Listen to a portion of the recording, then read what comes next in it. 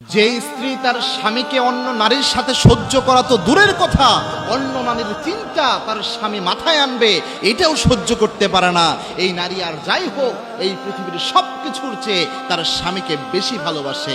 ভালোবাসা থেকে এই জিনিসটা আসে, অর্থাৎ তার স্বামীকে সে পৃথিবীর সবচেয়ে দামি সম্পদ মনে করে, যার কারণে স্বামীর সাথে অন্য কাউকে সে মেনে নিতে পারে না। সব কিছুতে সে ভাগ বসাতে পারে, কিন্তু স্বামীর ভালোবাসায় কাউকে সে ভাগ দিতে পারে না। মনে রাখবেন, বর্তমান সমাজে একটা মারাত্মক প্রবলেম হয়েছে যে অনেক ক্ষেত্রে পরকীয়ার সম্পর্কগুলো এত ব্যাপক আকার ধারণ করেছে, ম্যাক্সিমাম সমাজগুলো পরিবার ব্যবস্থায় এই জিনিসটা চলে আসতেছে। এই জিনিসটার অন্যতম কয়েকটা সাইড ইফেক্ট অনেকভাবে দেখা যায়। তবে একটা জিনিস মনে রাখবেন, আপনার স্ত্রী হয়তো আপনার পরকীয়ার সম্পর্ক সহ্য করতে পারে না, কোনো নারীর সাথে ভালোভাবে কথা বলেন, সামান্য জিনিসে আপনার স্ত্রী রেগে যাচ্ছে, এর অন্যতম কারণ হচ্ছে এই গোটা পৃথিবীর চেয়ে আপনার স্ত্রী আপনাকে বেশি ভালোবাসে, এবং এটা আল্লাহ প্রদত্ত ভালোবাসা।